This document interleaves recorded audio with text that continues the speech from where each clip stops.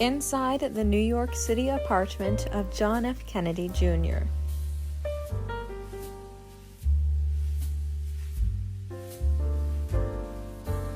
After the death of his mother in May of 1994, he moved into a 2,600 square foot apartment in Tribeca, located at 20 North Moore Street, apartment number 9E. At the time, it was a large industrial space, so John hired an architect to add a kitchen, 2 bathrooms, and 1 bedroom. It's been said, according to Carol Radziwill, that although John spent hundreds of thousands of dollars on the design, it still looked like the ultimate bachelor pad. Carolyn gave it the nickname Home Depot the Warehouse. According to the book American Son, A Portrait of John F. Kennedy Jr. by Richard Blow, once you arrived at his apartment building, you would ride the industrial elevator to the top floor, where it opened onto John's loft, a large rectangular space, which occupied the entire floor. John's apartment was big enough to throw a football in. It felt palatial, though not in a gaudy way, as if its owner liked to live well, but inconspicuously. The open kitchen was modern and spotless, separated from a wooden dining table at a long counter. The refrigerator was overflowing with fresh fruits and vegetables. His handyman, a middle-aged native of Portugal, bustled around setting out bowls of fruit.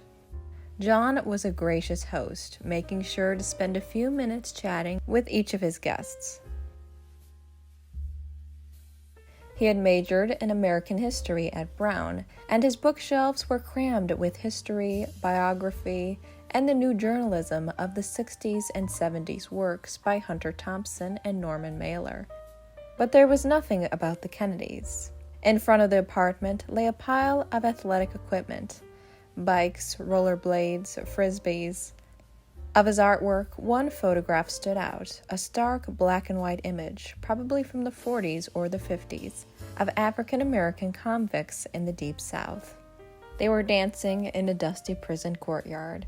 The picture had a gritty, cool-hand Luke feel to it. John's bedroom was at the far end of the apartment. It was a pleasant, tidy room dominated by a queen-size bed. Like the entire apartment, the bedroom looked expensive but not ostentatious. And this room, too, was free of any Kennedy iconography.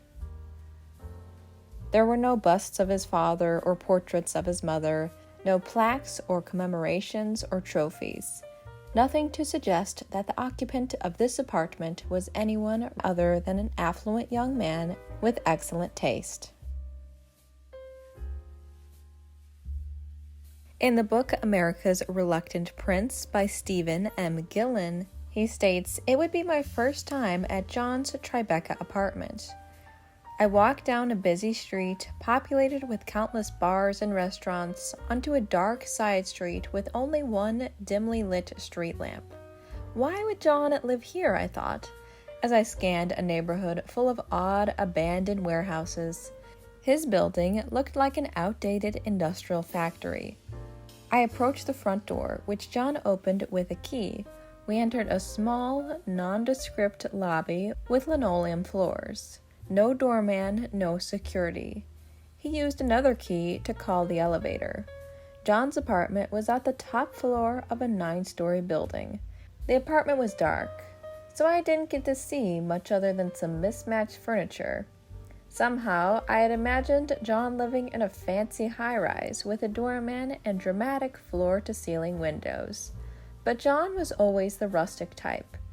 He would have been perfectly comfortable living in a tent in Central Park."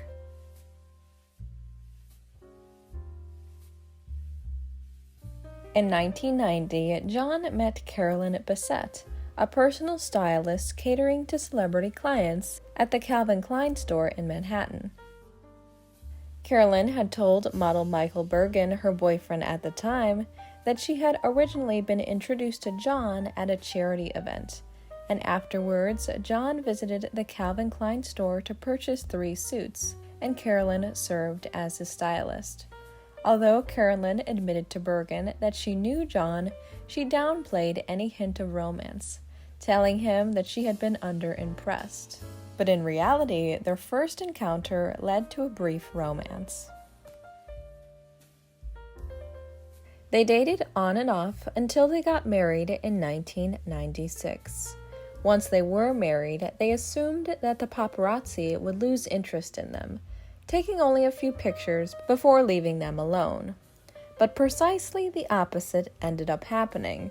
They became even more relentless and aggressive. Every day, between 8 and 20 photographers could be found hanging out outside their apartment. "This is out of hand," John told his friend over the phone. "I'm going downstairs to give a statement, and then Carolyn and I will take a few pictures." Carolyn, however, did not like this strategy. She pulled the phone away from John. "I don't want to go down there," she insisted. "I'm not sure this is a good idea." But John's friend reassured her that she should trust John's instincts. "They just want a good shot of you two together, the newlyweds, and then they'll have it. I think it's a good idea. You don't have to say anything or even smile. Just stand there." After the phone call, John and Carolyn went downstairs holding hands and standing on their building's steps, asking the photographers to respect their privacy. Just asked that, getting married is a big adjustment, and for her, who was a private citizen up until about 2 weeks ago, it's even more so. At the time, the photographers appreciated John's gesture and remained polite and respectful as he spoke, but the truce lasted the length of John's statement. Over the next few months, the paparazzi swarmed Carolyn like locusts. As she walked down the street, they would get in her face and shout horrible things. Carolyn stated, "This is ridiculous. If I don't leave the house before 8 a.m., they're waiting for me. Every morning, they chase me down the street." Due to this, Carolyn grew more reclusive, less willing to leave the apartment. But the paradox is that the more mysterious she became, the more the public yearned to know more about her. Once news of Princess Diana's death had surfaced in the media, Carolyn became increasingly withdrawn and even more reclusive. "She just didn't want to leave the apartment," said her friends. "She didn't want to go out and be followed. She didn't want to go shopping." In September of 1997, some friends of John and Carolyn's invited them out for their one-year anniversary, arranging for a limousine to pick them up outside of John's apartment. When they exited the apartment together, John bounded into the car, but Carolyn walked away and sat on the stoop, saying she could not go. John sat down next to her, lovingly placing his arm around her shoulders, and whispered into her ear. After a few moments, Carolyn rose to her feet and entered the car.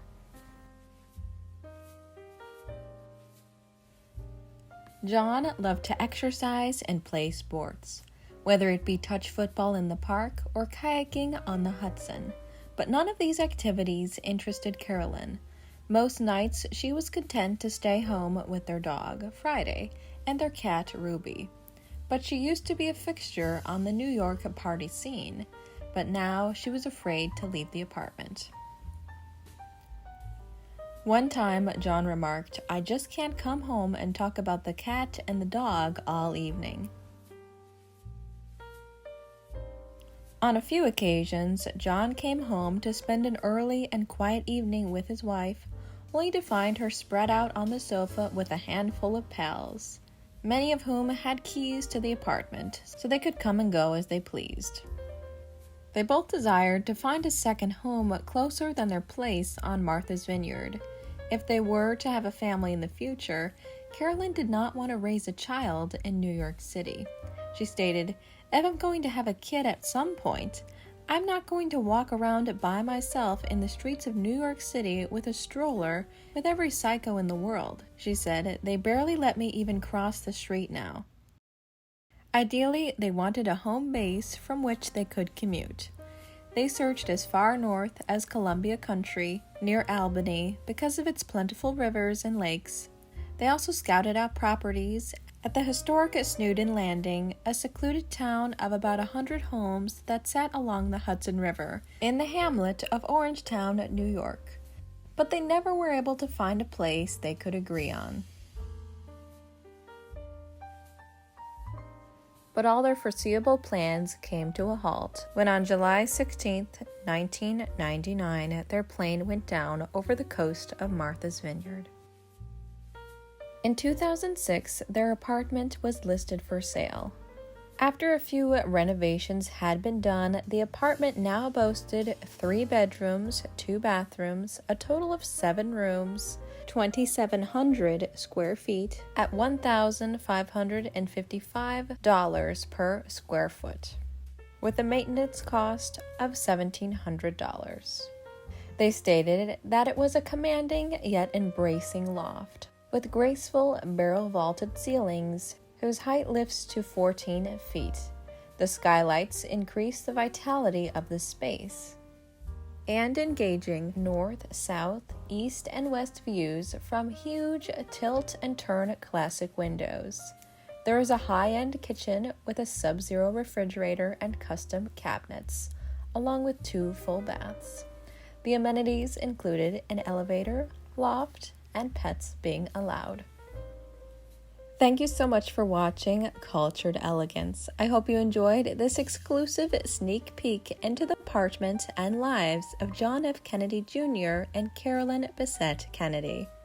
Please let me know your thoughts on the apartment in the comments down below. Be sure to subscribe, like, and turn on post notifications to be updated whenever a new video is posted. You can also consider becoming a channel member today to have access to exclusive perks and videos for members only. Thank you so much for watching, and I'll see you in the next one.